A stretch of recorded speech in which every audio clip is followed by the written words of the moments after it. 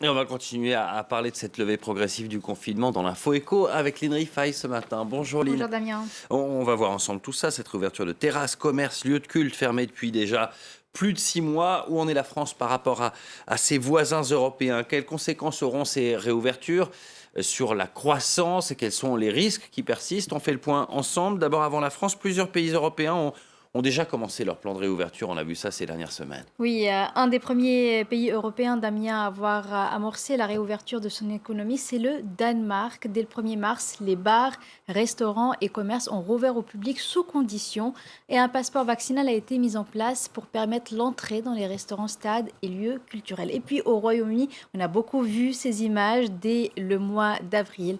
Dès le 12 avril, les Britanniques ont pu retrouver les terrasses des bars et restaurants et retourner dans les lieux culturels. Et puis une étape de plus a été franchie ce lundi puisque les Anglais, mais pas les autres Britanniques, Damien, peuvent désormais dîner à l'intérieur d'un restaurant, aller au pub ou assister à un match de foot au stade. Et puis de son côté, le Portugal a rouvert ses centres commerciaux, ses salles de spectacle et l'intérieur de ses cafés et restaurants dès le 19 avril. En revanche, l'Espagne et l'Allemagne ont opté pour des réouvertures différenciées en fonction des régions. Alors, on va être très égoïste, on va parler de la France. Plusieurs secteurs rouvrent donc leurs portes au public ce mercredi et ils espèrent notamment rattraper une partie du manque à gagner sur leur chiffre d'affaires. Oui, c'est d'abord le cas pour le secteur de la culture après 203 jours de fermeture d'affilée qui a mis certains établissements en péril économique.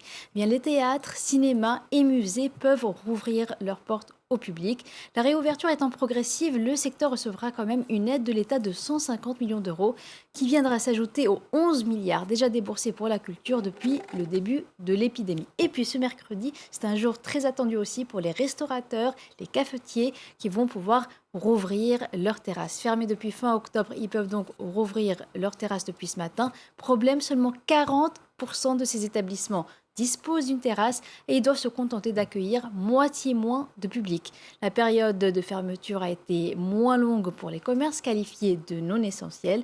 Les magasins de vêtements et les centres commerciaux, fermés depuis février pour les plus grands d'entre eux, depuis mars pour les autres, rouvrent aussi leurs portes ce mercredi. Et même si certains commerçants restent inquiets, le président de l'organisation patronale MEDEF est plutôt optimiste. Écoutez les réactions.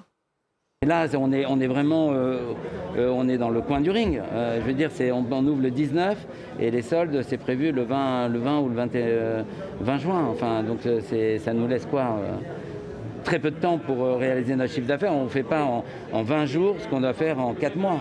Donc là, aujourd'hui, le retour plutôt positif, hein, c'est d'ailleurs ce que je ressens aussi. Il va y avoir quelques semaines très positives pour les commerces. Je crois simplement qu'en 2022, et ça va dépendre de la force de la reprise, de la confiance qu'auront les agents économiques, il y aura un retour à la normale et donc une sorte de rattrapage d'entreprises qui, pour certaines, étaient déjà en difficulté. Et justement, Lynn, on vient d'entendre Geoffroy Roux de Bézieux, le patron du MEDEF. Cet espoir de reprise, il se traduit déjà dans les prévisions économiques.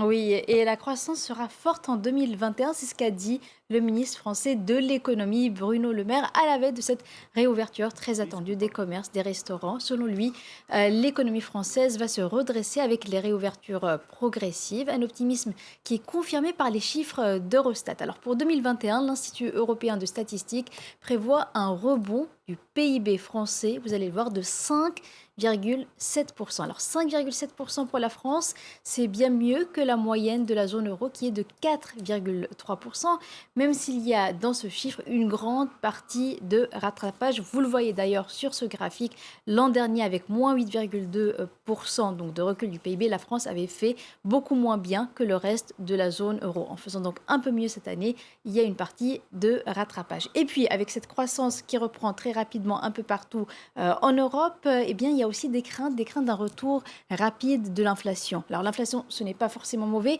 mais certains craignent qu'elle soit très rapide puisque la demande revient aussi très vite. Dans ce contexte-là, eh bien, la présidente de la Banque centrale européenne, Christine Lagarde, a quand même voulu rassurer. Elle a dit que les mesures de soutien à l'économie persisteront tant que cela sera nécessaire. Oui, les risques persistent. Bah oui. Avec ce risque donc d'inflation. Merci beaucoup, Lynn Rifaille.